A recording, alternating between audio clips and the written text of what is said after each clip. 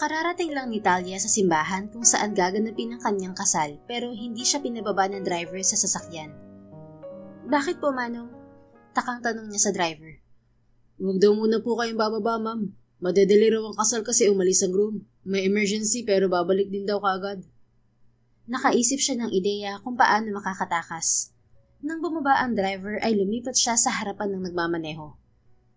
Tumatakas ang bride! Sigaw ng mga tao sa labas ng simbahan. Wala nang pakialam si Talia basta makalayo lang. Maya-maya ay may bumundol sa kotse at sumadsad sa pader. Mabuti mabagal ang pagmamaneho niya. Lumapit siya sa kotseng bumunggo sa kanyang sasakyan at kinatok ito sa bintana. Hey, are you okay? Tanong ng lalaking lula ng kotseng itim. Binuksan nito ang pinto sa passenger seat. Hindi ako okay. Papasukin mo ako, dali! Natatarantang sabi niya nang mamataan ng kotse ng bodyguards niya na paparating. Hindi kumilos ang lalaki kaya kusa siyang pumasok at kaagad na isinara ang pinto. Mag-drive ka na, bilis! Atat niyang utos sa lalaking driver. What? Anong what? Basta mag-drive ka. Hinubad niya ang kanyang wedding gown. Nag-drive naman ng lalaki. Nakalayo nga sila pero naipit sila sa matinding traffic pagdating sa malawak na highway. Ginupo niya si Talia ng kaba kaya inalis niya ang kanyang headdress at ginulo ang gabaywang niyang buhok na kulot. Nang maibaba ang kanyang gown ay sandong puti ang natira. Anong ginagawa mo, miss? Nagtatakang tanong ng lalaki. Naghuhubad? Mabilis niyang tugon. Sumilip siya sa labas. Malapit sa kinaroroonan nila ang kotse ng bodyguards at may bumabang lalaki. Inisa-isa ang mga nakahintong sasakyan. Patay, hinahabol pa rin nila ako. Usal niya sabay lingon sa driver. Natigilan siya nang mapansing ubod ito ng gwapo. Nang may kumatok sa bintana sa tabi ng driver, ay kumandong siya sa lalaki at walang abog itong hinalikan sa mga labi. Saktong nabuksan nito ang bintana. Hey miss! Angal nito dahil sa pagkagulat. Itinulak siya nito sa balikat pero muli niya itong hinalikan. Sumilip lang sa kanila ang isa sa bodyguards at biglang umalis nang makita ang kanilang eksena. Kusa rin siyang lumayo sa lalaki. Daghang salamat, Ginoo ko. Anya sa wikang Bisaya ng mahimasmasan. Umupo siya ng maayos at nagkabit ng seatbelt. Umusad na ang sasakyan sa harapan natin. Mag-drive ka na, Pogi. Sabi niya sa lalaki. Napatingin siya sa lalaki nang mapansing hindi nito ginagalawang manibela. Tulalang nakatitig to sa kanya. Ganun lang yun? Pagkatapos mo akong halikan ay uutusan mo ako parang driver mo. May sarkasmong saad ng lalaking pogi. Kumarap-kurap siya at biglang nilamon ng hiya. Sorry. Nasa kritikal na sitwasyon kasi ako kaya hindi ko na alam ang gagawin. Mamaya na ako magpapaliwanag. Sige na, drive na. Tumawa ng pagkakang lalaki. Pinausa din ito ang sasakyan pero mayat maya ang sipat sa kanya. You wore a wedding dress. Don't tell me you ran away from your wedding. Sino ba naman kasing hindi tatakas sa kasal na hindi niya ginusto? So, tumakas ka nga? Oo, kasi once natuloy ang kasal ko, tapos na ang maliligayang araw ko. And now you messed up my peaceful life. Baka mapagbintangan pa akong kidnapper niyan. Huwag kang mag-alala, hindi ka mapapahamak. Basta tulungan mo lang ako makalayo at makatago. Kahit anong kapalit ang hilingin mo, ibibigay ko. Sininap na niya ang hinubad niyang wedding gown. Nasipat na naman siya ng lalaki. Puting shorts at puting sando na lang ang suot niya, kaya nahantad ang kanyang alindog. Ano pala ang pangalan mo, miss? Ilang taon ka na at tagasan ka? Pagkuhan ay tanong ng lalaki. Talia Arcelia ang pangalan ko, 25 years old. Lumaki ako sa Cebu pero 3 taon na ako nakatira sa bahay ng tatay ko rito sa Quezon Avenue. Ikaw, anong pangalan mo? Anya, nagtanong na rin. Sandali pang natigilan ang lalaki at manghang napatitig sa kanya. I'm Rafael Guerrero. Matanda lang ako ng 5 taon sa'yo. Nawindang siya. Guerrero? Gilalas niyang untag. Ginupo na naman ng kaba ang kanyang puso. Pamilyar kasi ang apelyido nito. Maaaring narinig na niya minsan. Sinipat siya nito. Are you familiar with my surname? Pilyo ang ngiting tanong nito. Medyo. Baka may malapit na mall. Ibaba mo na ako, Rafael. Anya nang magduda sa lalaki. Nakahanda na siyang buksan ng pinto ngunit pinigil siya ni Rafael sa braso. You're not safe here. Masyado pa tong malapit sa tinakasan mong mga tao. Sabi nito.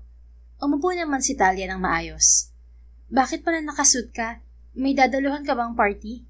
Usisa niya. Gusto lang matiyak na hindi bisita sa kasal niya si Rafael. Wala naman. Papunta ako sa office ng kumpanya ko at may meeting ako. Pwede ba akong sumama? Sinulyapan siya nito. Bago ka sumama sa akin, tatanungin kita ulit. Sigurado ka na ba na ayaw mo magpakasal? Kung nalilito ka lang, pwede kitang ibalik sa simbahan. Ayokong masisi ng pamilya mo kung bakit naudot ng pag-aasawa mo. Ayoko na. Kalalaya ko lang sa saya ng nanay ko. Anong alam ko sa pag-aasawa? Kagagraduate ko lang din ng college. 25 ka na. Imposibleng hindi ka nakakalabas ng bahay niyo. Minsan lang ako lumalabas at sa walang taong lugar lang. Kasi palagi ako nakakulong sa bahay simula ng bata ako. Bakit naman? Nanlalaki ang mga matang tumitig sa kanya si Rafael. Kasi may gustong kumuha sa akin. Wait, hindi ko maintindihan. Hiwalay ba ang parents mo? Hindi. Gusto lang akong ilayo ni mama kasi sabi niya tauhan daw noon ng mafia ang papa ko. At gusto raw akong kunin ng boss niya. Mas tignas daw kasi ako sa Cebu at wala nakakakilala sa akin. Is that true? Kumibit balikat siya. Hindi ko nga maintindihan. Tumatak na sa pagkatao ko ang takot kaya ako na mismo ang nagtatago. Nasaan na palang mama mo? Narito sa Maynila si mama kasi ikakasal ako. Pero sa Cebu siya naglalagay kasi may negosyo siya ron. Umuwi rin doon si papa paminsan-minsan. Pumayag na siyang kunin ako ni papa kasi ipapakasal naman daw ako sa taong kaya akong protektahan. Pero huli ko na nalaman yun noong narinig ko ang usapan ni na mama at papa sa cellphone. Ano ba ang trabaho ng papa mo ngayon? Nagtatrabaho siya sa malaking kumpanya rito sa Maynila. Engineer siya.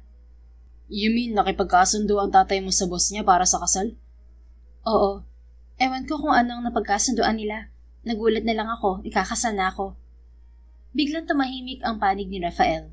Nakafocus ito sa pagmamaneho dahil lumuwag na ang traffic.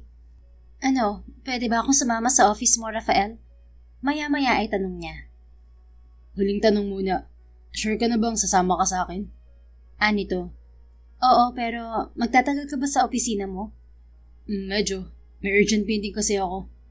Sama na lang ako at hihintayin na lang kita sa kotse. Napangiti ang lalaki. Baka abutin ng 1 oras ang meeting ko. Sa office ka na lang maghintay. Sige, pero wala pa akong ekstrang damit. Baka isipin ng mga tao takas ako sa mental. Humagigik pa siya. Mahina rin tumawa si Rafael. Ako nang bahala, basta behave ka lang. Paanong behave? Namimilog ang mga matang tiningnan niya ito. Huwag kang magkalat. Hindi naman ako makalat At saka, ano naman ang ikakalat ko? Natawa ito. Pagdating nila sa gusali ng maraming kotse sa baba, ay naunang bumaba si Rafael. Pinagbuksan pa siya nito ng pinto. Bababa na sana siya, ngunit pinigil siya nito. Wait, isuot mo to, Talia. Anito at naghubad ng coat. Tuluyan siyang bumaba at natitigilan. Nagulat siya nang isuot sa kanya ni Rafael ang coat nito. Bakit pinasuot mo sa akin ang damit mo? Para hindi ka mapagkamalang tako sa mental. Natawa siya. Salamat, Rafael. Pasensya na kasi naabala pa kita. Okay lang. Hinabad nito ang suot na necktie at itinali sa kanyang bewang upang huwag bumuka ang coat. Iisa lang kasi ang botones nito. Ayan, maayos na ang damit mo. Anito. Tiningnan naman niya ang laylayan ng coat at umabot sa kanyang mga tuhod. Maluwag din sa kanya ang coat dahil malaki ang katawan ni Rafael. Hitik sa muscles. Ang galing. Humahangang wika niya. Let's get inside. Pagkuha ni Yaya nito, nagpatiunan na itong maglakad. Sumunod naman siya rito papasok sa 5 palapag na gusali. Sa bandang kaliwa ng malawak na parking lot ng makukulay na sasakyan. Bakit maraming sasakyan sa baba, Rafael? Curious niyang tanong. It's a car company. Tura nito. Lumulan na sila sa elevator. Nagbebenta ka ng kotse? Hindi lang nagbebenta. Gumagawa rin kami ng mga sasakyan. Actually, local branch lang to ng kumpanya ko. Nasa US kasi ang main office. Wow, marunong ka rin pala gumawa ng sasakyan? Yes, I'm an automotive engineer at sa US ako nag-aral. Ang yaman mo pala?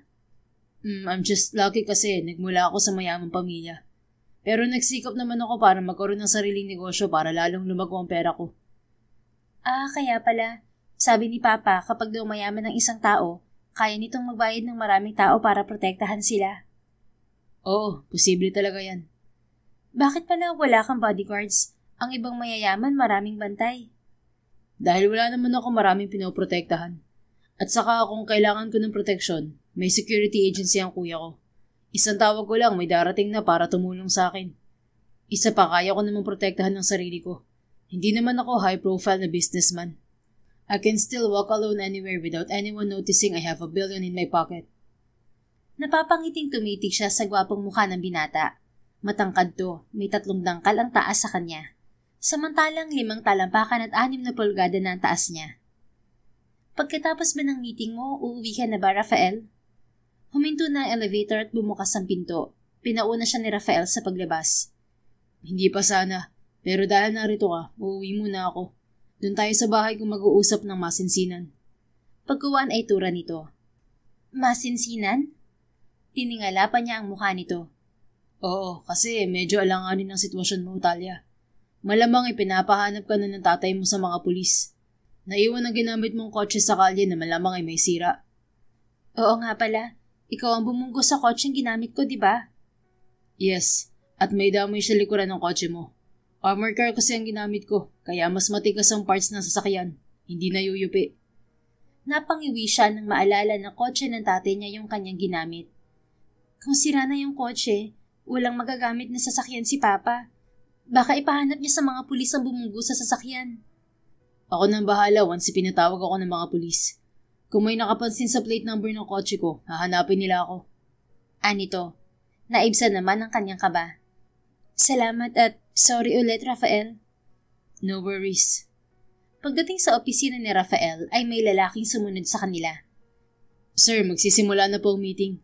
Sabi ng lalaki. Okay, susunod na ako. Pero kuhanan mo muna ako ng bagong suit, please. Magpapalit ako. Yes, sir. Tumaliman naman ng lalaki, pumasok sa isang silid. Sino yun, Rafael? Tanong ni Talia. Si Dino, ang assistant ko. Nagtatrabaho pala siya rito. Lumuklok siya sa couch at iginala ang paningin sa paligid. Malawak ang opisina, wala masyadong gamit. Mahabang lamesa lang at malaking file cabinet sa likuran. Ano pala ang tinapos mong kurso, Talia? Maya-maya ay tanong ni Rafael. Kuwan, yung nag-aayos ng mga kuryente? Electrical or electrician? Hindi siguradong sagot niya. Homeschool lang kasi siya pero under ng university ang professor niya. May online class din siya. Electrician ka? Gilalas na tanong ni Rafael. Nanlaki pa ang mga mata nito. Oo, naalala ko na. Electrical engineering ang inaral ko pero solo akong tinuturuan ng mga professor ko mula sa university. Lalong nawindang ang binata. Holy cow! Seriously? Hindi makapaniwalang saad nito. Paulit-ulit naman siyang tumango. Totoo yun. Mahilig kasi ako mag-ayos ng mga wires at nakapag-install na ako ng kuryente sa bahay namin sa Cebu. Gumawa nga ako ng electrical outlet at maayos naman ang resulta. Pero ilang beses din ako nangisa dahil sa kuryente. Na-hospital pa nga ako noon eh. Natatawa ang kwento niya. You're insanely rich, Talia. Can your parents afford to hire a private professor for you? Homeschool ka pa at under ng university. That's expensive, sweetheart. Namamanghang nakatitig siya sa binata. Sabi ni Papa may malaking ipon daw siya sa bangko para sa suporta sa pag-aaral ko. At saka si Mama ay merong tindahan ng gold na alahas na naipon daw niya galing Italy. Kasi dati silang nagtatrabaho sa Italy nung di pa ako pinanganak. Nagbabuy and sell ng gold si Mama. Malaki rin daw ang sweldo ni Papa sa trabaho niya. Anya. I see. Pero bilib din ako sa protection na binibigay sa'yo ng mga magulang mo. At kung mapera sila, pwede naman silang mag-hire ng maraming bodyguards mo. O kaya humingi sila ng tulong sa mga pulis. Nagawa na raw nila yan noon. Pero sabi, matinik daw ang sindikatong gusto akong kunin. Hindi ko alam ang buong kwento mo. But it sounds interesting. Nang bumalik ang assistant ni Rafael ay nagpaalam itong magbibihi sa banyo. Lumabas na rin ang assistant. Sakalang dinamdam ni Talia ang pagod nang makapagpahinga siya. Hihiga sana siya sa couch nang lumabas ng banyo si Rafael. Suot na ang bagong suit. Baka nagugutom ka, Talia. Magpapabili ako ng food. Sabi nito. Nauuhaw lang ako pero hindi pa naman ako gutom. Gusto ko lang humiga. Sige, padadalan kita ng maiinom dito at snack na rin. Salamat. Maiwan na kita. Tumango lamang siya at hinabol ng tingin ang paalis na lalaki. Samantala, tinapos muna ni Rafael ang meeting bago sinagot ang makulit na caller sa kanyang cellphone. Yes, Mr. Acelia? Sagot niya sa caller. Naiwan siya sa meeting room at pumipirma ng papeles. Mr. Guerrero, nawawala ang anak ko. Wala pa naman yung cellphone at hindi niya kabisado ang Maynila. Marunong lang siya mag-drive ng kotse kasi tinuruan ko. Pero kinakabahan ako. Baka kung saan siya mapunta. Pinahanap ko na siya sa mga pulis at bodyguards na na-assign ni Rufus para magbantay. Tinawagan ko si Rufus pero hindi sumasagot. Hinihingal na sambong ni Andres, ang ama ni Talia. Bumuntong hininga siya. Huwag na po kayong mag-alala, sir. Nasa akin ang anak niyo. Kalmadong sabi niya. Ano? Paano siya napunta sa'yo? Hindi ba umalis ka ng simbahan kasi may meeting ka kamo? Hindi ka pa bumabalik. Mahina siyang tumawa. Yes, I'm here in my office now. Your daughter is funny. I like her. She escaped from our wedding at wala siyang kaalam-alam na ako ang groom niya. Kinunsyaba pa niya ako sa pagtakas. Ilang sandaling tumahimik ang Ginoo sa kabilang linya. Maya-maya ay humagalpak ito ng tawa. Anak og balye ng bata. Nagsalita na ito ng Bisaya pero naintindihan naman niya. Marami kasi siyang kaibigang Bisaya. Nasa na pala si Talia? Pagkuwan ay tanong ni Andres. She's in my office. Pinagpahinga ko muna. Medyo makapal ang makeup niya kanina kaya hindi ko kaagad siya namukaan. Inosente siya sa picture na pinakita niyo eh. Nagkunwari ako na hindi siya kilala nang malaman ang pangalan niya. Para naman maging komportable siya sa akin at mas madali ko siyang mapaamo. Kailan mo naman siya ihahatid sa bahay nang matuloy na ang kasal ninyo? I decided I have a better plan. Madadali muna ang kasal kasi mukhang natutrauma si Talia. Nakausap ko siya at obvious na inosente pa siya at hindi alam ang gagawin sa buhay. Hindi mo ba sasabihin sa kanya na ikaw ang fiancé niya? Hindi muna, baka bigla niya akong takasan. Medyo nagdududa nga siya sa akin pagkarinig sa apelyido ko. Maybe she's familiar with my surname. I will allow her to get close to me and trust me first. Oo nga pala.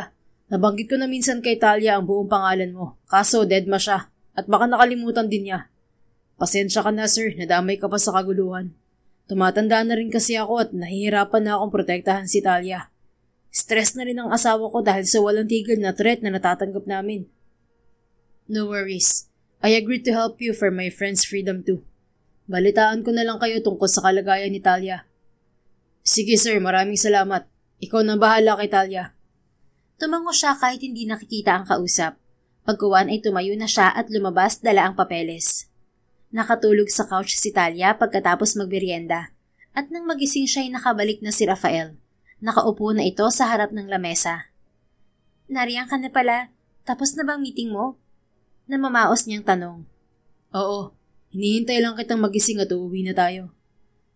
Nang makaupo ay sakalang niya napansin ang isa pang coat na nakatakip sa kanyang binti. Coat ito ni Rafael kasi long sleeve polo na lang ang suot nito na bughaw. Isasama mo ba ako sa bahay mo? Tanong niya nang makatayo. Tumayo rin si Rafael. Ayaw mo pa namang umuwi sa inyo kaya ibabahay muna kita. Nakangiting sabi nito. Ayoko munang umuwi kasi tiyak na ipipilit ni Papa ang kasal ko. Sigurado ka na ba sa desisyon mo? Mariin siyang umiling. Oo, buti sana kung nakilala ko muna ang fiancé ko. Pero kahit nakilala ko siya, kung hindi naman mabait, wala rin. Okay sana kung kasing bait ka niya. Malapad nang umiti ang binata. Paano mo nasabing mabait ako? Kanina lang tayo nagkita. Sinuyod niya ito ng tingin. Kasi tinulungan mo ako. Wala lang akong choice kasi napasubo na ako. Matabang siyang umiti. Sorry, nataranta na kasi ako. May utang ka pa sa akin. Anong utang? Ginupo na siya ng kaba. Ninakaw mo ang first kiss ko. Medyo slow ang isip ni Talia at hindi kaagad nakuha ang ibig sabihin ni Rafael. Utang ba yung kiss? Paano ko pala yung babayaran? Wala sa wisyo niyang tanong. Napabonghalit ng tawa si Rafael. Never mind. Tara na at baka abutin pa tayo ng dilim dahil sa traffic. Sabi na lamang nito. Sumunod na siya rito palabas ng opisina. Tumindi na nga ang traffic nang makaalis sila sa opisina lula ng kotse ni Rafael. Ibang kotse naman ang gamit nito, dark blue. Nagugutom ka na ba, Talia? Tanong ni Rafael habang ito'y nagmamaneho. Hindi pa naman. Nautal niyang sabi dahil biglang tumunog ang kanyang sikmura. Senyales na puro hangin na ang laman nito. Mahinang tumawa si Rafael.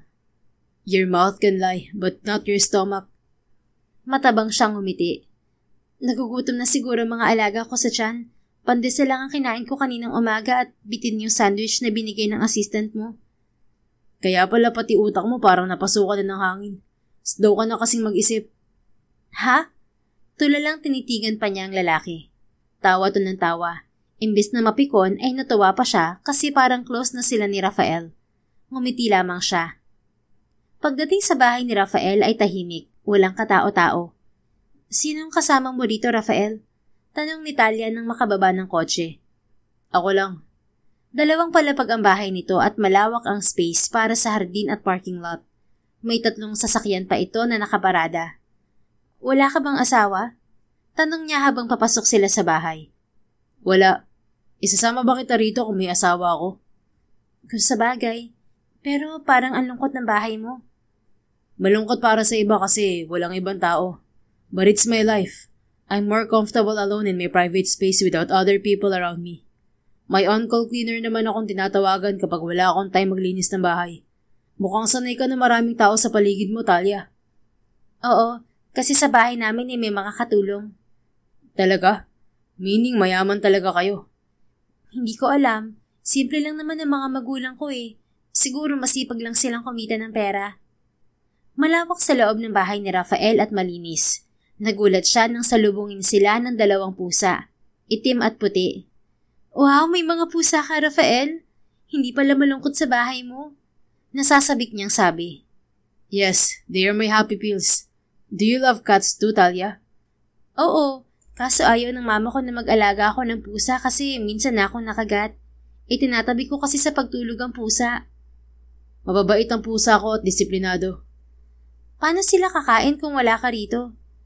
Nag-iiwan ako ng food nila at malawak ang playground nila sa kwarto kaya hindi sila maiinip. Para may kasama sila, kunin mo na lang akong katulong dito sa bahay mo, Rafael. Para naman makabayad ako sa pagtulong mo sa akin. Lumuklok siya sa couch at binuhat ang itim na pusa. Hinarap siya ni Rafael. Seryoso na ito. You need to talk to your father first, Talia. Hindi pwedeng pagtaguan mo siya ng matagal. Mag-aalala yun at baka ma-stress ang mama mo. Tatawagan ko na lang si Papa pero hindi ako uuwi. Sasabihin ko na lang na okay ako at wag silang mag-alala. Do you have a phone? Phone? Tumitig siya rito. Never pa kasi siyang nakahawak ng cellphone. Yes, like this. Dinukot ni Rafael mula sa bulsa ng pants ang cellphone nito at ipinakita sa kanya. Alam ko yan pero hindi ko alam kung paano gamitin. Kung tatawag si Papa kay Mama, nilalapat lang niya ang tenga ko sa cellphone tapos makikinig ako kay Papa at magsasalita. Mariing kumunot ang noon ng binata. Do you mean pinagbawalan ka ng parents mo na gumamit ng cellphone? Oo, kasi baka raw ma-obsess ako at mag-post ng kung ano-ano sa internet at makilala ako ng sindikato. Laptop lang ang gamit ko sa pag-aaral pero para lang sa online class at binabantayan ako ni Mama. I see. Kaya pala medyo hindi ka makarelate sa ibang bagay. Nakafocus lang siguro ang development ng isip mo sa kung anong kailangan mong malaman o aralin. You have limited environment kaya limited din ang ideas mo. Puro aral lang ng electrical ang ginagawa ko. Natuto rin naman ako magluto at maglaba. Good. Ako kasi hindi magaling magluto. Madalas ay sa restaurant ng kuya ko ako kumakain. I can cook but those I want to eat only. Tamang-tama, ako magluluto ng pagkain mo, Rafael. So, pwede mo na ba akong ipagluto? Malapad itong umiti. Excited siyang tumayo. Oo, basta ba may iluluto ako eh. Let's go to the kitchen. May stock naman akong karne at gulay. Mabilis itong naglakad kaya patakbo siyang humabol. Sa loob ng halos 2 linggong pananatili ni Talia sa bahay ni Rafael ay lalo siyang napalapit sa binata. Pero nagtataka siya kung bakit walang balita si Rafael tungkol sa tatay niya. Talia? Tawag ni Rafael. Mula kusina ay tumakbo siya patungong salas. Kararating lang ng binata at may bitbit itong 2 malalaking paper bag na itim. Nagluluto ako ng hapunan natin, Rafael. Nakangiting sabi niya nang makahinto sa harap nito. Tamang-tama, gutom na ako. Para pala sa itong dala ko. Anito sabay abot ng bag sa kanya. Kinuha naman niya ang bag at sinilip ang laman. Mga damit yon. Wow, binilan mo ulit ako ng mga damit? Kinikilig niyang saad. Yes, para hindi na paulit-ulit ang damit mo. Salamat. Sandali siyang yumakap sa binata. You're welcome. Ano, pwede na ba tayong kumain? Tanong nito pagkuwan. Umatras naman siya at inilapag sa couch ang dalang bag. Oo, kain na tayo. Maluluto na ang ulam. Alam mo ba kung ano niluto ko, Rafael? Ano? Yung manok na may sarasang kamatis na giniling. Ano yun? Natatawang tanong ng binata. Basta tingnan mo na lang. Pagpasok ng kusina ay binuksan niya ang kawali kung saan siya nagluluto ng ulam. Sinilip naman to ni Rafael. Chicken caldereta yan. Nito. Oo nga, kaldereta nga to. Nakalimutan ko lang kasi pero kabisado ko ang sangkap. Paborito ko kasi to at palaging niluluto ng katulong namin. Baka luto na yan, hanguin mo na. Tinusok niya ng tinidor ang isang hiwa ng patatas. Malambot na ito. Luto na nga. Sige, maghahain na ako ng ulam. Maghintay ka na lang sa lamesa. Okay. Nagmadali naman siyang nagsalin ng ulam sa bowl. Ginutom na rin siya dahil maghapon siyang naglaba at naglinis. Rafael, nakontak mo na ba ang papa ko? Gumana ba yung number na binigay ko sa'yo? Yun lang kasi ang kabisado ko number ni papa eh. Tanong ni Talia nung kumakain na sila. Oo, natawagan ko na siya. Tura ng binata. Ano palang sabi niya? Kabadong saad niya. Inalam lang niya ang status mo. Sinabi ko na okay ka lang at nakiusap ako na hayaan ka muna mag-isip. Hindi ka na nila pipiliting magpakasal, pero engaged ka pa rin. So meaning, kailangan mo pa rin magpakasal. Ano? Bawal ba ako magpakasal sa iba kung engaged na ako? Hindi naman. Pero magiging komplikado ang sitwasyon kung magpapakasal ka sa iba. Ayaw ko nga magpakasal dun sa boss ni Papa. Sigurado ka ba na boss ng papa mo yung pakakasalan mo? Yun ang sabi niya noon eh. Nabanggit niya ang pangalan ng lalaki noon pero nakalimutan ko. Basta parang hawig sa apelido mo ang narinig ko kaya natakot ako na baka kamag-anak mo yung fiancé ko. Tipid nang ngumiti si Rafael. Wala ka ba talagang balak magpakasal, Talia? Gusto ko rin namang maikasal kasi nakikita ko sa movie na masayang kinakasal. Gusto ko ganun din ang nararamdaman ko. Dapat mahal ko ang lalaki at mahal din niya ako. Kung pakakasalan ba kita, papayag ka? Natitigilang tumitig siya sa binata. Magkahalong kaba at pananabik ang naghari sa kanyang puso. Hindi niya maikakaila na nagugustuhan na niya si Rafael. Seryoso ka ba, Rafael? Namimilog ang matang tanong niya. Oo naman. Bakit mo naman ako pakakasalan? Maliban sa masaya kang kasama, masipag ka rin. Mabait, simple at maganda. Naging busy ako sa negosyo kaya umilap ako sa mga babae. At sa kapansin ko, bihira na lang ang babaeng wife material. At masasabi kong mapagkakatiwalaan. Ibig sabihin ay may tiwala ka sa akin? Yes.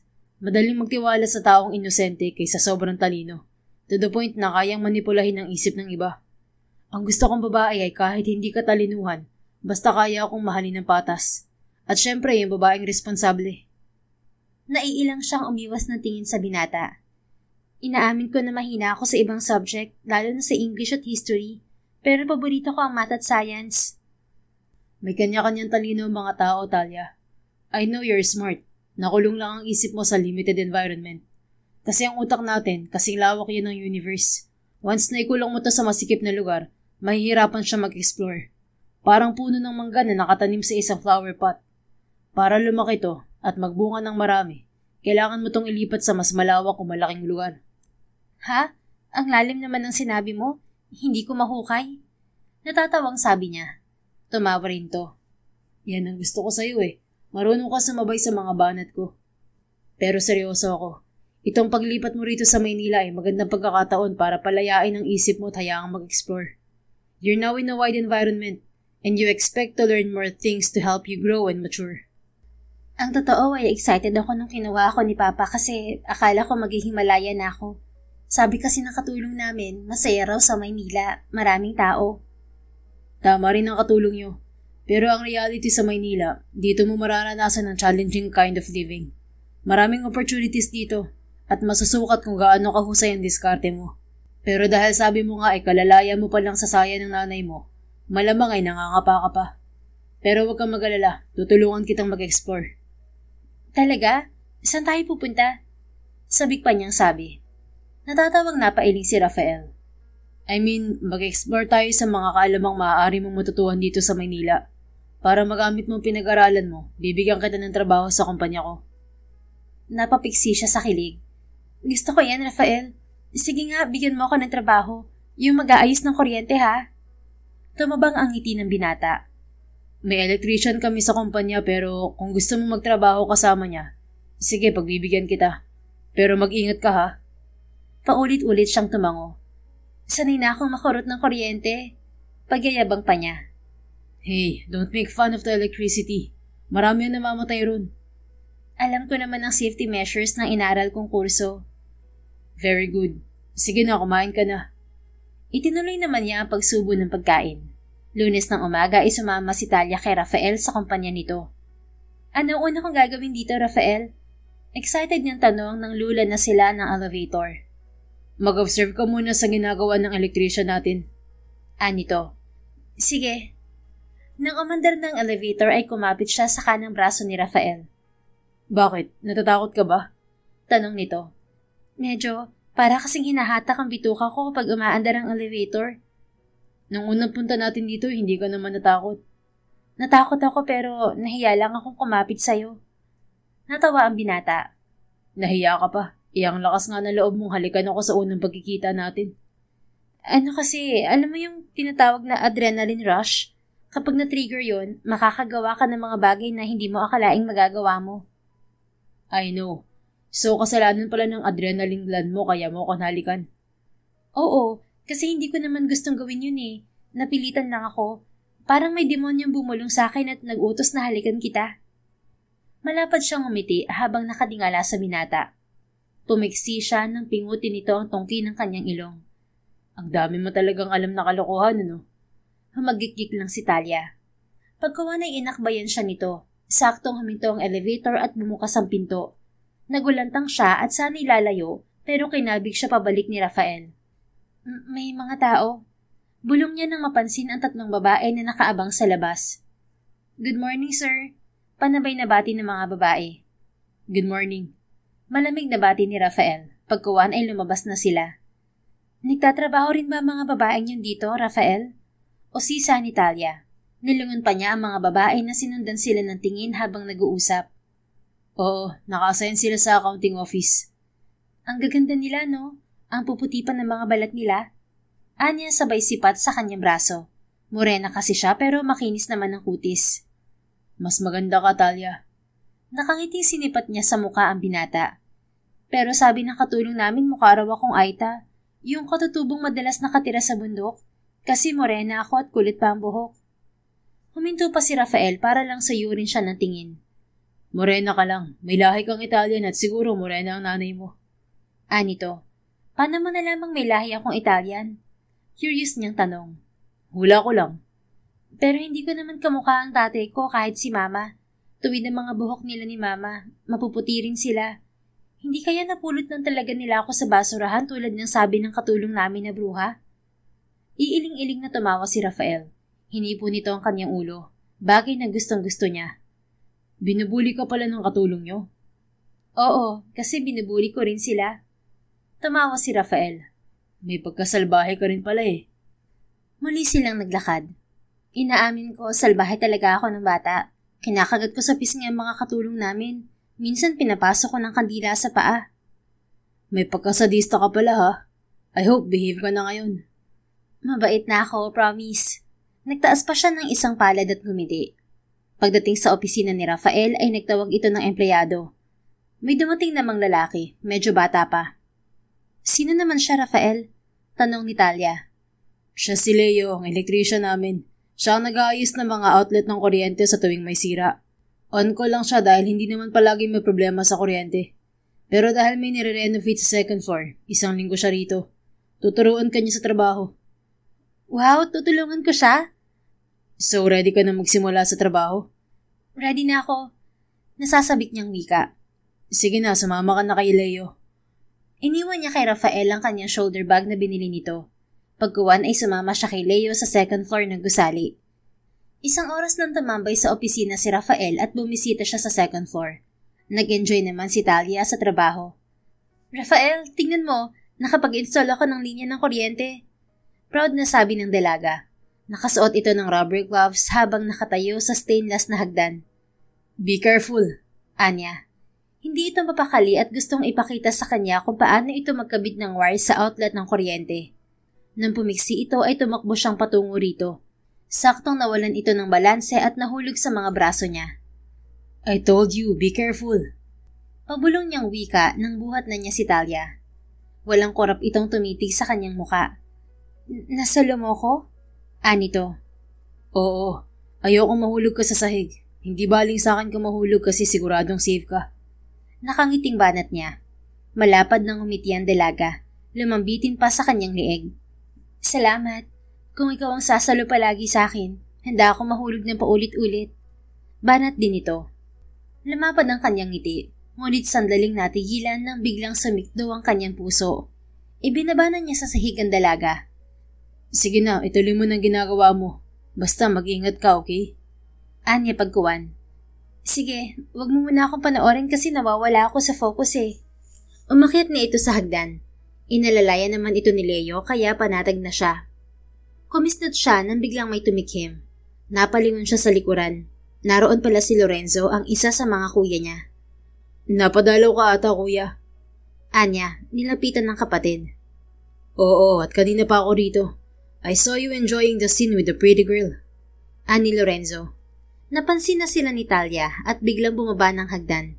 Malalaki ang hakbang na lumapit sa kanila. Natapos na kasi ang ginagawa nito. Sino siya, Rafael? Hawig ang mukha niyo? Tanong nito. Natitigan naman ni Lorenzo si Talia at mariing kumunot ang noo. Kinabahan na siya dahil tiyak na namumukhaan nito ang dalaga. Teka, siya yung Naodlot ang pagsasalita ni Lorenzo nang maagap niyang takpan ng palad ang bibig nito. We will talk later. Anya, inalis din niya ang palad sa bibig ng kapatid.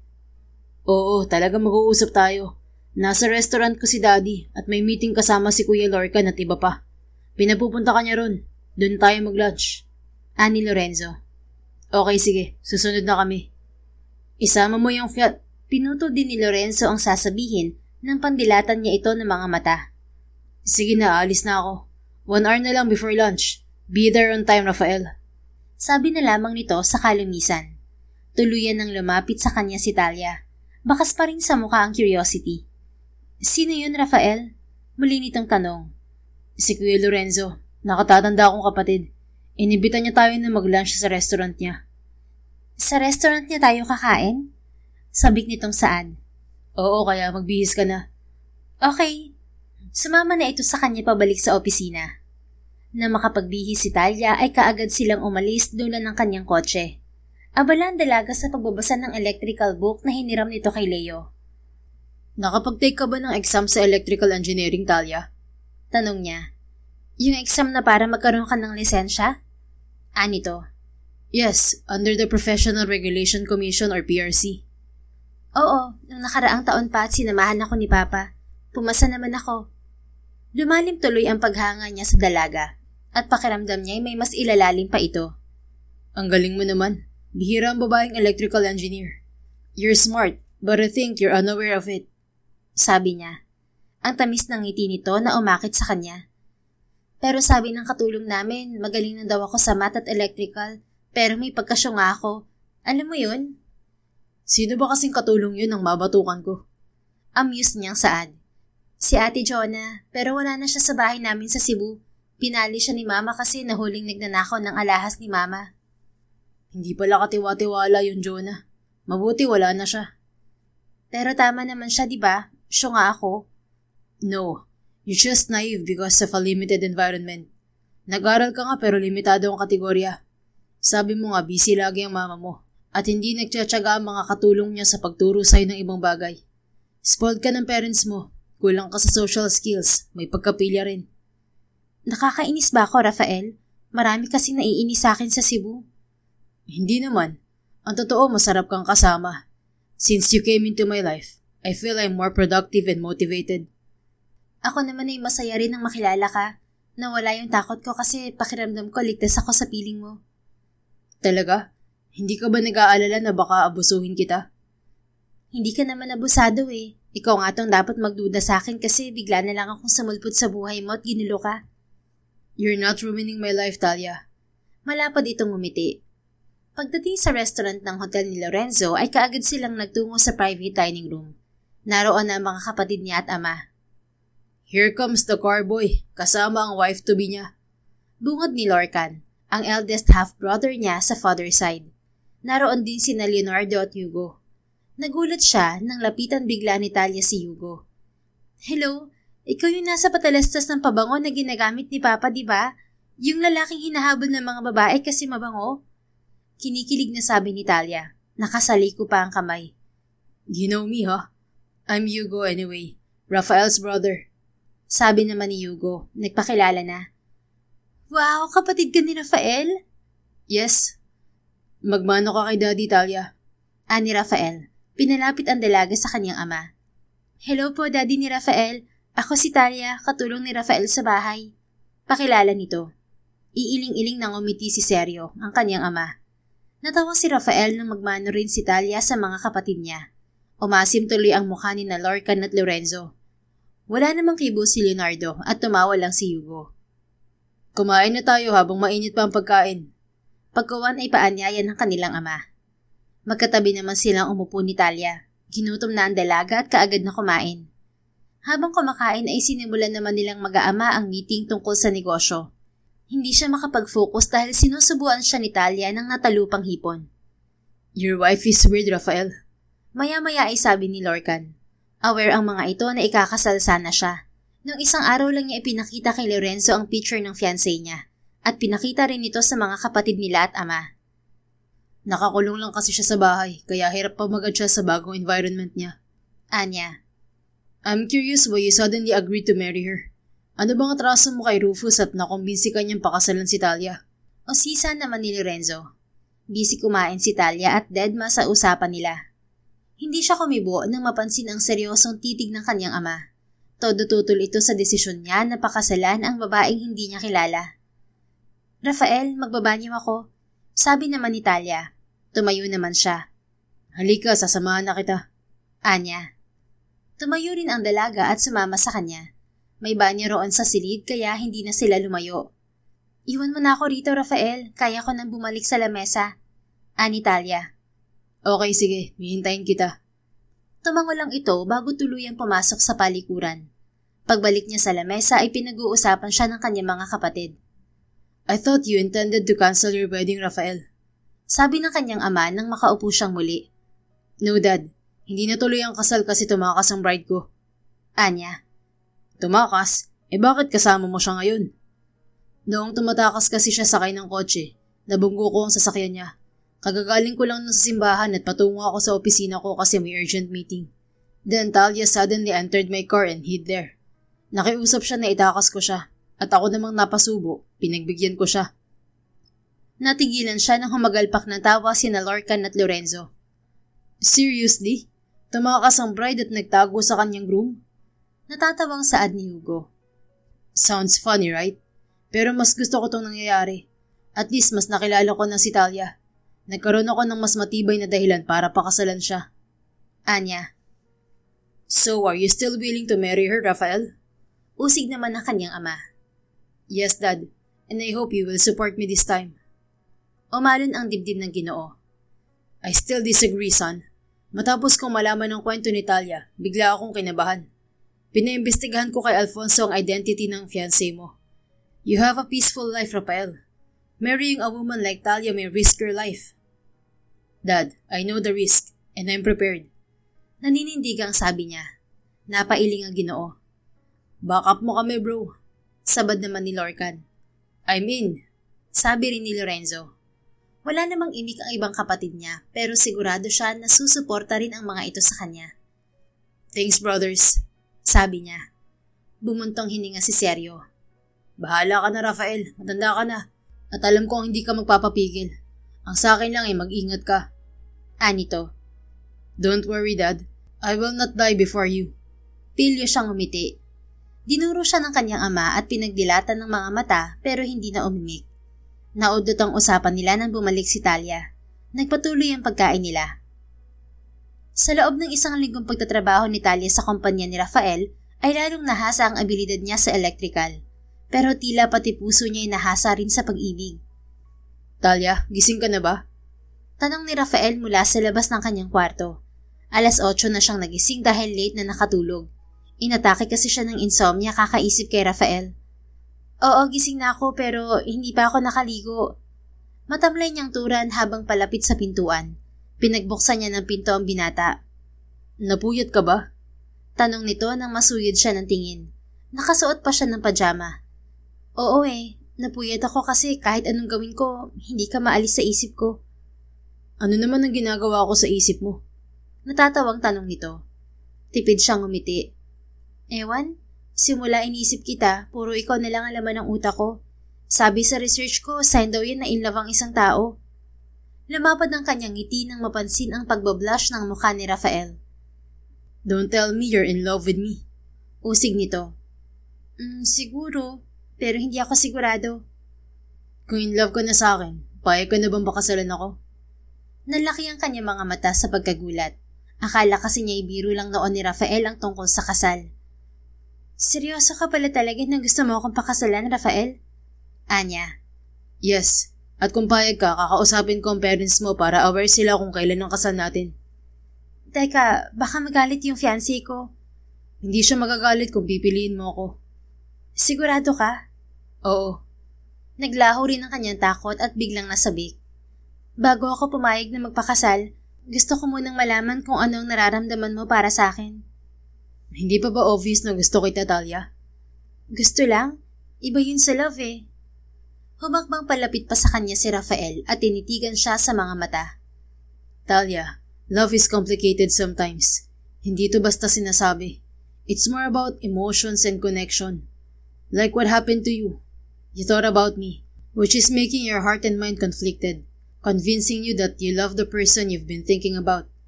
Sa haba ng sinabi nito ay iilan lang ang naintindihan niya. In short, nakangiting sabi niya, I like you, Talia. I said this because there are no certain words to justify my feelings towards you. Pero ang kagustuhan kong pakasalan ka ay patunay na handa akong panindigan ng desisyon kong makasama ka habang buhay. Mas maiksing paliwanag pa. Kasi ang labo pa rin eh. Irritable nang sabi niya. Napabugan ng hangin si Rafael.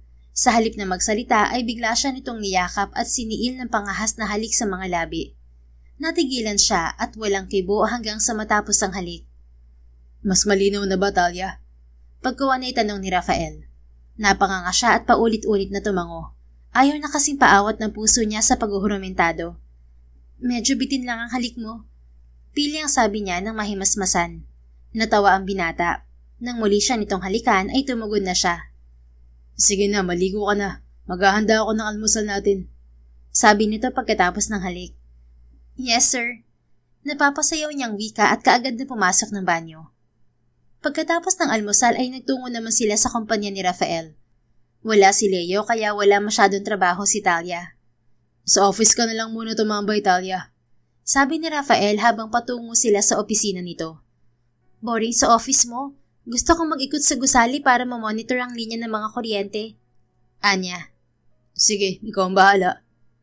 Pagdating sa opisina ay may bisitang naghihintay. Natigilan si Talia nang makita ang lalaking nakaupo sa couch. Pamilyar kasi to. Late ka na, Rafael. Bungad ng pamilyar na lalaki. Gwapo rin to. Hinintay ko pa si Talia. Akala ko bukas ka pa pupunta rito. Ani Rafael. Habang palapit siya sa lalaki ay lalo itong nagiging pamilyar. May pakiramdam siya na nakita na niya ito noon. Sino naman siya, Rafael? Hindi na timping tanong niya. He's Rufus Taliano, kaibigan ko. Pakilala naman ni Rafael sa bisita. Tumayo ang lalaki at nakangiting naglalahad ng kanang palad sa kanya. Nice to meet you, Talia. Sabi nito. Kinamayan naman niya to. Nice to meet you rin po. Pero bakit parang nakita na kita dati? Pamilyar ang mukha mo eh. Nagkatitigan ng dalawang lalaki. Baka nagkasalubong na kayo somewhere. Sabad ni Rafael. Siguro, pero hindi naman ako nakakalabas ng bahay noon. Kahit narito na ako sa Maynila, lalabas man ako pero may bodyguards at dun lang sa lugar na wala masyadong tao. Maybe he's one of your bodyguards before. Natatawang sabi ni Rafael. Natawa rin siya. Wala akong bodyguard na kasing gwapo niya. Anya, pati si Rufus ay natawa. Nang dumating ang assistant ni Rafael ay nagpaalam na siya. Sinimulan niya ang trabaho na mag-isa. Linggo ng gabi ay pumayag si Talia na imbitahan nila sa hapunan ang kanyang mga magulang. Siya pa ang nagluto ng pagkain. Dumating ng parents mo, Talia. Batid ni Rafael. Nataranta naman siya sa pag-aayos ng kubyerto sa lamesa. May sasakyan ba sila? Tanong niya. Meron, yung kotseng ginamit mo sa pagtakas at nabanggo ko. Pero naayos na. Sinabi ko naman ang address natin kaya mabilis nilang natuntun. Papasukin ko na ba sila? Sige, ihahain ko ng mga pagkain. Muling lumabas si Rafael. Maya-maya ay pumasok na sa dining area ang kanyang mga magulang. Sakto nakahain na siya ng pagkain. Talia anak! Sabik na bungad ni Rosalinda, ang kanyang ina. Nilapitan na siya nito at niyakap. Sorry anak, alam kong masama ang loob mo sa amin ng papa mo. Humihikbing wika nito. Hindi po ako galit sa inyo ni Papa, Ma. Nagpakalayo-layo lang ako para makapag-isip ako ng maayos at mapatunayan sa inyo na kaya kong mabuhay na hindi kayo inaabalang bantayan ako. Anya, anak, lahat ng ginagawa namin ay para sa proteksyon mo. Alam ko po, ang ayaw ko lang po ay maikasal sa lalaking hindi ko pakilala. Hiniling ko sa fiancé ko nung tumawag siya kay Papa na magpakita muna siya at nang makilatis ko. Kaso sabi niya wala pa siyang time. Sa kasal na lang daw kami magkita. Ayoko ng ganun. Pero kung makikilala mo na ba ng personal ng fiancé mo, ipapayag ka na magpakasal? Lumayo siya sa kanyang ina at lumapit kay Rafael. Kumapit siya sa kanang braso nito. Hindi na po ako pwedeng magpakasal doon sa naireto niyo sa akin. Si Rafael po ang gusto ko at siya ang pakakasalan ko. Naninindigang sabi niya. Inaabangan niya ang reaksyon ng kanyang mga magulang. Nakatitig ang mga to kay Rafael. Kung talagang mahal mo si Rafael, anak, hindi na kami tututol ng mama mo. Sabi naman ni Andres. Pero nakausap niyo na po ba ang fiancé ko? Sinabi niyo na ba na ayaw ko magpakasal sa kanya? Kasi safe naman ako kay Rafael. Kaya niya akong protektahan. Sabi niya. Nagkatitigan pa ang kanyang mga magulang. Magsasalita na sana ang papa niya pero umapela si Rafael. Wag po kayong mag-alala. Ako nang bahala kay Talia. I just need your approval for our wedding. Kain muna tayo at mamaya na tayo mag-usap para hindi masira ang appetite natin. Ani Rafael. Sige, kumain muna tayo. Sabi naman ni Andres. Umupo na silang lahat sa harap ng lamesa at kumain. Pagkatapos ng hapunan ay solong kinausap ni Rafael si Andres. Naiwan sa kusina ang mag-ina. Ano na ang plano mo, Rafael? Tanong ni Andres nang makarating sila sa hardin katabi ng garahe. Mas madali nang kausap ngayon si Talia. Kaya hindi tayo mahihirapang ituloy ang plano. Gusto ko magkaroon muna siya ng paninindigan at malaki naman ang environment niya. Pumayag na siya magpakasal sa akin. Anya. Talaga? Ibig sabihin ay nagugustuhan ka na ni Talia? Napangiti siya. I assume she really likes me. Oh, baka pati ikaw ay in love na rin sa anak ko. Lumapad ang kanyang ngiti. Inaamin ko na mahirap talaga akong paibigin kasi wife material ang hanap ko na babae. But Talia is enough for me to settle down. She's perfect for my taste. Kaso, may pagkapili at inosente si Talia. Baka hindi niya kayang magseryoso sa nararamdaman niya. You understated her, sir. Talia is a witty woman. Kailangan lang talaga niyang mag-guide ng maayos para mag-mature pa. Bahagyang napayo ko ang Ginoo. Bumakas sa mukha ang guilt. Inaamin ko na nahirapan talaga kami magpalaki kay Talia. Kaya rin namin siya kinukulong ay dahil talagang prone siya sa disgrasya. Bukod sa makulit, sadista rin siya. Walang katulong na nagtatagal sa amin kasi nasasaktan niya. Pati asawa ko ay sumusuko sa kanya. Nitong dalaga na siya, may pagkakataon na umaandar ang kapilyahan niya. Pero mas madali na siyang pakisamahan. Kwento nito. Naintindihan ko po. Aabisuhan ko kayo once na may sure ng petsa para sa kasal namin ni Talia. Sige, salamat talaga Rafael. Simula nung napunta sa'yo si Talia, wala na kaming natatanggap na threat mula sa sindikato. Tungkol sa mga sindikato, ipapaubayaw ko sila sa kapatid ko na may intelligence agency. Humahawak din kasi sila ng syndicate cases dito at sa ibang bansa. Tinitrace na nila ang location ng sindikato. Ang alam ko ay may headquarters sila dito sa Pilipinas. Sinabi ko na yan sa kuya ko kasi nakatambay rito ang tauhan ng sindikato. Bibigyan ko po kayo ng update kapag nakausap ko ulit ang kuya ko. Sige, salamat. Ngumiti lamang siya. Samantalang tuwang-tuwa si Talia nang pumayag ang kanyang mga magulang na magpakasal siya kay Rafael. Bakit ba ang bilis mong nagustuhan si Rafael, anak? O sisa ng kanyang ina? Hindi niya pinayagang umuwi ang kanyang ina kaya napilitan itong magpaiwan. Kasama niya ito sa kwarto. Kasi mabait siya at tinutulungan ako mag-explore. Binigyan pa niya ako ng trabaho. Anya habang nakahiga sa kama. Humiga na rin sa kanyang tabi ang ginang. Ibig sabihin ba niya na mahal mo na si Rafael? Usig nito. Opo, bukod sa mabait siya, mayaman din at gwapo. Salamat naman, nag-mature na nga talaga ang baby ko. Niyakap siya nito at hinalikan sa noo. Naalibadbaran siya sa ginawa nito. Mama, wag niyo na kasi akong binibaby. Kaya tuloy sinasabihan ako ng katulong na isip bata eh. Angil niya. Lumayo naman ang ginang. Sorry naman, namiss lang kita ng sobra anak. Namiss niyo ako? Samantalang nung nasa Cebu tayo, halos mapugto ang hininga niyo kakasigaw sa akin. Kasi makulit ka. Normal lang naman sa nanay ang magalit lalo na kung makulit ang anak. Sorry na ma. Ngayong mag-aasawa na ako, mga apo niyo naman ang mangungulit sa inyo. Natawa ang ginang pero napaluha. Pinasasabik mo naman ako anak.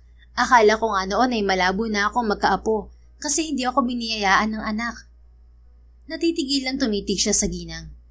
Ano ho? Ano pala ako? Hindi niyo anak? Pabiro niya pang saan? Napapiksi ang ginang at tumawa ng pagak. Ang ibig ko sabihin ay baka hindi ka makapag-asawa at hindi mo ako mabibigyan ng apo. Pagtatama nito, natawa na lang siya. Isang linggo pa ang lumipas. Habang papalapit ang kasal ni Talia kay Rafael, ay lalong nasasabik ang dalaga. Nagpatahi na siya ng wedding gown. Kumusta ang wedding gown mo, sweetheart? Tanong ni Rafael nang lulan sila ng kotse nito pauwi na ng bahay. Ito ang nagmamaneho. Kagagaling lang nila ng opisina. Patapos na ang gown ko. Simple lang yun at hindi mahaba kaya hindi mahirap maglakad o tumakbo. Anya. Bakit? May bala ko na naman bang tumakas sa kasal natin? Amused na tanong ng binata. Natawa siya. Bakit naman kita tatakasan? Ako nga tong excited magpakasal sa'yo. Baka kasi biglang magbago ang isip mo. Nako, tanga na ako kung aayawan pa kita no. Kahit si mama gusto ka. Excited na nga siyang makita ang mga apo niya sa atin eh. Talaga? Handa ka naman bang magkaanak? Oo naman. Nag-research na ako tungkol sa pagbubuntis. Saan ka nag-research? Sa laptop na binili mo. Binilahan kita ng cellphone Bakit hindi mo ginagamit? Natatakot ako kasi baka matrace ng sindikato ang IP address ko.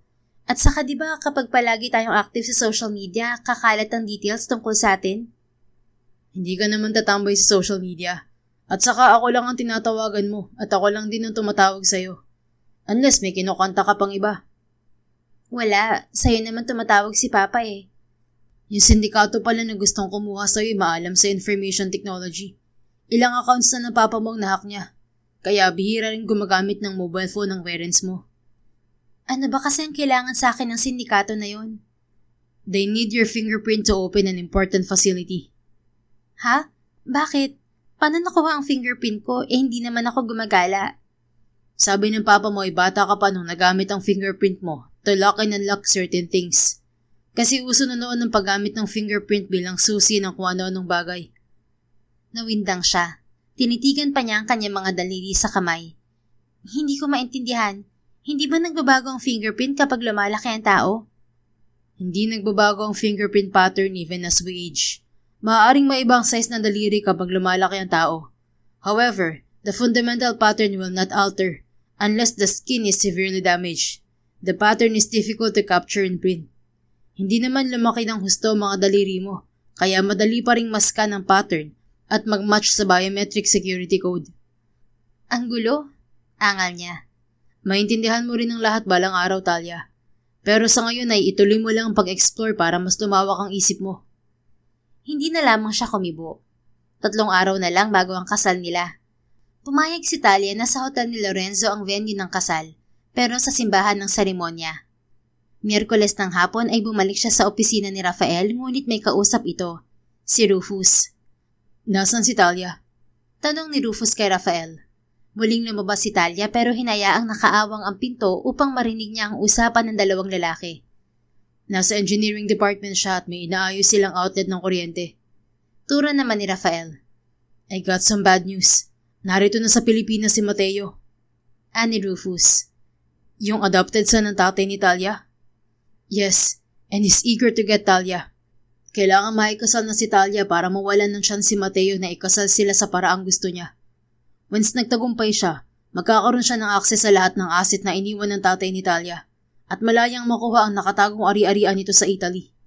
Lumakas pa ang puwersa ni Mateo dahil sa suporta ng organisasyon nila. Ikakasal kami ni Talia in 3 days. Pero may backup na ako mula kay Kuya Alfonso. Nakapag-report na rin siya sa polis para matrap si Mateo. Good. I will do my best to stop Mateo from ruining your plan. Habang nakikinig sa usapan ay unti-unting lumilinaw ang pang-unawa ni Talia sa nangyayari at napagtanto niya na may mali sa sitwasyon. Ngayon lang ako na-stress ng ganito sa buong buhay ko, Rufus. Maya-maya ay reklamo ni Rafael. Sinilip niya ang dalawang lalaki. Nakaupo na ang mga ito sa couch. I'm sorry, Rafael. Ikaw lang ang kilala kong madaling lapitan. Kung hindi nga lang ako na-inlove sa ibang babae, itutuloy ko ang kasal namin ni Talia. Sabi ni Rufus. Nawindang si Talia. Natukso siyang pumasok ngunit napigil niya ang sarili. I understand your situation, Rufus. Inaamin ko na kaya ako pumayag na akuin ang responsibilidad mo ay dahil malaki rin ang naitulong ng daddy ni Talia sa business ko sa US. He's one of my top clients and my company has gained billion-dollar profits and became stable. All thanks to him. Nadismaya lang ako nung nalamang may illegal business siya. At saka malaki rin ang utang na loob ko sa'yo dahil pinakilala mo sa akin ng daddy ni Talia. Kung wala kayo, baka matagal ko nang binitawan ng car company ko. At baka ako ang pinakamahirap na gerero ngayon na ikinahihiya ng angkan ko. Ani Rafael. But it seems like you enjoy living with Talia. Hindi halatang napilitan ka lang pakasalan siya. Tumawa pa si Rufus. Natawa rin si Rafael. Natitigil lang sa mandal si Talia sa dingding sa gilid ng pintuan. Nangatalang kanyang kalamnan sa gigil dahil sa natuklasan. Hindi ako mahal ni Rafael. Bakit? Mangiyak-ngiyak niyang tanong sa kawalan. Maya-maya ay lumabas si Rufus. Nagulantang ito nang makita siya. Talia? Galalas nitong sambit. Narinig ko ang usapan niyo ni Rafael. Sino ka ba, Rufus? Usig niya sa lalaki. Nangilid na ang maninipis niyang luha sa pisngi dahil sa mabigat na emosyon. I'm sorry. The truth is, I'm your first fiancé. I once lived with your biological father in Italy. He adopted me when my dad abandoned me. Namatay na kasi ang nanay ko. Pero nung namatay ang tatay mo, umuwi ako rito sa Pilipinas at namuhay ng tahimik. Paliwanag nito. Ibig mo bang sabihin ay patay na ang totoong tatay ko? Manghang usig niya. Yes, and he's an Italian national, a businessman, but also a mafia leader. Yung kinikilala mong magulang ngayon ay dating empleyado ng tatay mo. 5 taon ka nung namatay ang tatay mo. Bago siya namatay, itinago niya ang kanyang kayamanan sa pinagawa niyang armor house sa Italy. At ang tanging susi lamang ay ang fingerprint mo. May frozen bank accounts din siya na ikaw lamang ang maaaring makakuha once nasa legal age ka na. Sino yung sindikata na gustong kumuha sa akin? Si Mateo, ang isa pang adopted son ng daddy mo. Nagrebelde siya kasi wala siyang nakuhang ari-arian mula sa tatay mo. He's a traitor. At siya ang nagpa-ambush ng sinasakyan nating kotse nung tumakas tayo sa headquarters na sinakop ni Mateo. Nadisgrasya tayo at nakoma ka. Nawala ng alaala. Para maligtas ka, inuwi ka nila Tito Andres dito sa Pilipinas. Pinalaki ka nila na parang tunay na anak. Pinagamit nila sa iyo ang apelyido nila at pinalitan ng pangalan mo para hindi ka mahanap ni Mateo. Pero kilala ni Mateo si Tito Andres at iginiit na itinatago ka nito. At kaya gusto kanyang kunin ay upang pakasalan ka. Kasi may chance siyang ma-access lahat ng pera at ari-arian ng tatay mo. He can use your fingerprints to open the armor house kung saan nakatago ang ibang kayamanan ng tatay mo. Kahit anong pasabog kasi niya sa armor house, hindi masira, kaya gigil siyang makuha ka. Tumagistis na ang kanyang luha dahil sa hindi mawaring emosyon. Wala na siyang pakialam sa totoong pagkatao niya. Pero si Rafael, anong papel niya sa buhay ko? Usisa niya. He's my substitute. Nakasulat kasi sa last will ng daddy mo na once mature ka na, gusto niyang magpakasal tayo para maprotektahan kita. Nakaplano na akong pakasalan ka kaso in love ako sa ibang babae.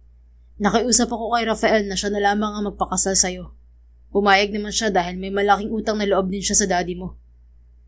You mean, hindi talaga ako mahal ni Rafael? Lalo lamang nanikip ang kanyang dibdib. Napayoko si Rufus. Hindi na kita masasagot sa bagay na yan, Talia. You should talk to Rafael. Anito. Pero narinig ko ang sinabi niya sa'yo. Alam ko ng dahilan kung bakit niya ako pakakasalan. And it makes sense bakit sobrang bait niya sa akin. Kaya naman ako pumayag magpakasal sa kanya kasi mahal ko siya. at wala akong pakialam kung anong pinaglalaban niyo. Nanggagalaitin niyang sabi. Dahil sa lakas ng kanyang boses, ay napalabas ng opisina si Rafael. Talia? Gulat pang sambit nito. Nilamon na siya ng sama ng loob. Niloko niyo akong lahat. Mga sinungaling. Gigil niyang sigaw. Sinuntok niya sa dibdib si Rafael, maging si Rufus. Talia, gusto ko lang namin protektahan. We're not fooling you. Depensa ni Rafael. Nabingi na siya at nanlumo kaya umiwas siya sa dalawang lalaki. Tumakbo siya papasok ng elevator, ngunit bago magsara ang pinto ay napigil ito ni Rafael. Mabilis itong pumasok at niyakap siya. I'm sorry.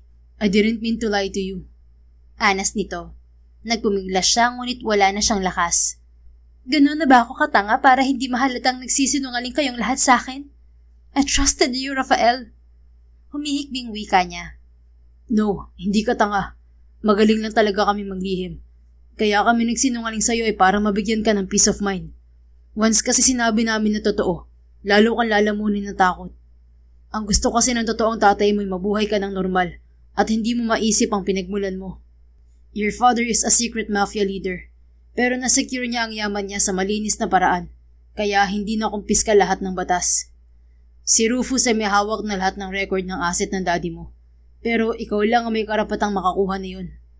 Ang problema, malaki ang pinsala ng aksidente sa utak mo, kaya nagkaroon ng delay sa development at apektado ang memory mo. Isang problema pa yung bantang hatid ni Mateo, kaya hindi ka nakapag-aral sa normal school. He always sends assassin to kill your adoptive parents, but Rufus protected them. Rufus hired skilled bodyguards for your family. Para mas ligtas ka, naisip ni Sir Andres na ipakasal ka na kay Rufus. Ayon na rin sa last will ng daddy mo. Kaso nagbago ang isip ni Rufus kaya ipinasa niya sa akin ang responsibilidad. Tinaya ko namang mas ligtas ka sa akin kasi may backup akong police detective na kapatid. Mahabang paliwanag nito. Bahagyang gumaan ang pakiramdam niya ngunit naroon pa rin ang kirot sa kanyang puso. Pero ang totoo, hindi mo naman talaga ako mahal, Rafael. Anya sa malamig na tinig. Dumistansya siya sa binata. Inaamin ko na wala akong balak na mahalin ka. Kasi plano kong hiwalayan ka rin once nahuli na si Mateo at wala nang banta sa buhay mo. Pero nagbago ang lahat nung nakilala na kita, Talia.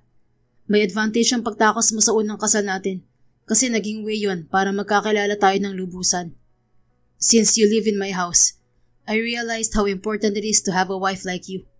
Lalong sumaya ang buhay ko nung dumating ka. Nawala yung stress ko sa pinasok kong gulo. Kasi pinasasaya mo ako. Totoong nakakatakot si Mateo dahil isa siya sa pinakamapanganib na kriminal sa Southern Italy. Siya mismo ang isang skilled assassin, kaya kailangan pang magsandib puwersa ng militar, pulis at mga private task force agency para mahuli siya.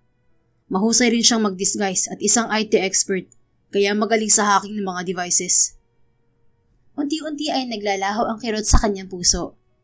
Ibig mo bang sabihin ay mahal mo talaga ako? Usig niya. Yes, mahal kita, Talia. Paano pa ako maniniwala? Natatakot na ako magtiwala kahit sino sa inyo. Hinawakan siya nito sa magkabilang balikat at matiim na pinakatitigan sa mga mata. Talia, you need to trust me and your parents, lalo na si Rufus. They sacrificed their lives and freedom to protect you. Imagine, nabuhay sa takot ang adoptive parents mo para lang mabigyan ka ng payapang buhay. Hindi biro ang sakripisyo nila, Talia. Minahal ka nila na parang tunay nilang anak. Nang mahimasmasan ay tuluyan ding naglaho ang kanyang hinampo. Mahal niyo akong lahat? Humihigbing saad niya. Yes, we love you. Lalo na ako. Handa akong harapin ang panganib mabigyan ka lang ng ligtas na environment. Ikinawit niya ang mga kamay sa batok ng binata at tumingkayad. Salamat, Rafael, and sorry for misjudging you. Lumuluhang wika niya. Hindi mo kailangan mag-sorry. Just trust me and keep on loving me, Talia. No one can harm you in my arms. Hindi na siya nakaimik at inunahan na lamang ng marubdob na halik ang mga labi ng binata. Dagli naman itong tumugon. Kinabukasan ng gabi ay sumama si Talia kay Rafael sa bahay ng kuya nitong detective. Doon sila naghapunan. Safe ba ang simbahan kung saan kami ikakasal ni Talia, Alfonso? Tanong ni Rafael sa kapatid. Magkasalo na silang lahat sa hapunan kasama ang asawa ni Alfonso na si Avril. Buntis na ito. Huwag kayo mag-alala. Nakahanda na ang tao ko at ang mga pulis para magbantay sa simbahan. May update rin ng agent ko na nakamonitor sa location ni Mateo Rasili. Nasa Singapore si Mateo pero natitiyak ko na may iniwan siyang skilled assassin dito sa bansa. Hindi makakilos si Mateo dahil tinutugis na siya ng International Anti-Syndicate Agency. Ani Alfonso, bakit hindi na lang private ang kasal niyo, Rafael? Sabad naman ni Avril. Private ang kasal at secure naman ang simbahan. Walang makakapasok na outsider sa venue at wala namang ibang bisita maliban sa relatives namin. Ani Rafael, titiyakin din namin na mahuhuli muna si Mateo bago ang kasal ni Rafael. Sabi naman ni Alfonso.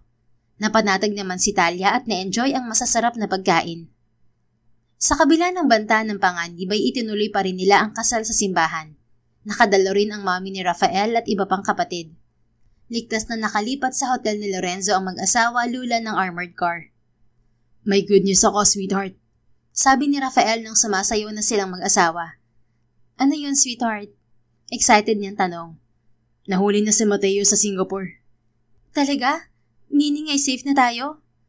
Yes, na-raid na rin ng mga pulis ang headquarters ni Mateo sa Italy at ibang bansa. Hindi na makakilos sa mga tao niya. Salamat, sweetheart. Napayakap siya ng mahigpit sa kanyang asawa. Pwede mo na rin ma-access lahat ng assets na iniwan ng daddy mo. Anito, gusto ko na rin silang kunin para makabayad ako sa lahat ng sakripisyo ni na mama at papa, pati na rin ni Rufus. Ano pala ang plano mo sa pera at ibang kayamanan ng daddy mo? Bibigyan ko ng malaking pera si na mama at papa para magtayo ng negosyo. Ganoon din si Rufus. Kasya na siguro yung 1 billion each, no? Natawa si Rafael. Ikaw ang bahala. Sabi naman ni Rufus ay nasa 10 billion euro ang assets ng daddy mo, kasama ang mga alahas at ginto sa armor house. Ang laki! Pwede na tayong makabili ng magandang bahay sa ibang bansa at magtayo ng malaking kumpanya ng electric cooperative. Gusto mo ba talagang magtayo ng ganoong negosyo? Oo. Gusto ko rin magtayo ng school para sa engineering courses. I will help you fulfill your dream business, sweetheart. Pero ano naman ang ibibigay mo sa akin bilang bayad sa sakripisyo ko? Nakangiting tumitig siya sa gwapong mukha ng kanyang asawa. I think hindi mo na kailangan ng malaking pera kasi bilyonaryo ka na. Ang ibibigay ko na lang sa'yo ay babies. Ilang anak ba ang gusto mo, sweetheart? Anya pagkuwan. Humagikgik si Rafael. Banayad nitong napisil ang kanyang bewang. Kahit 3 lang na anak ay masaya na ako. Ikaw, kung gusto mo na mas marami, walang problema. Okay na sa akin ang 3. Sige, simulan na natin silang gawin mamayang gabi. Natawa siya. I'm ready. Inunahan niya ng halik sa mga labi si Rafael, kaya napayuko ito at gumanti ng mas pangahas na halik. 1 linggo pagkatapos ng kasal ay nagtungo sa Italy ang mag-asawa kasama si Rufus. Inasikaso nila ang naiwang assets ng biological father ni Talia. Nakatago pa rin ang original birth certificate niya na siyang hinanap sa bangko. Gabriela Rasili pala ang totoong pangalan niya. Ang kanyang ina ay isang Pinay pero namatay na rin. Pagbalik na nila ng Pilipinas, nalaman ng mag-asawa na magkakaanak na sila. Natupad din ang pangarap na negosyo ni Talia at lalong sumigla ang pagsasama nila nang maisilang ang panganay nilang lalaki. Ang akala niyang isang kasal na pinangyarihan ng panlilinlang ay nauwi sa isang pamilyang binuo sa tiwala at katapatan. Sa huli, ang tunay na kayamanan ay hindi nasusukat sa yaman o apelido, kundi sa taong piniling manatili at lumaban para sa'yo. Kahit pa, ilang beses mo siyang tinakasan. The end. Kung nagustuhan mo ang istoryang ito, please don't forget to like, comment, and share it with your friends. Your support really makes a difference. Thank you and see you sa ating next story. Keep safe and be blessed.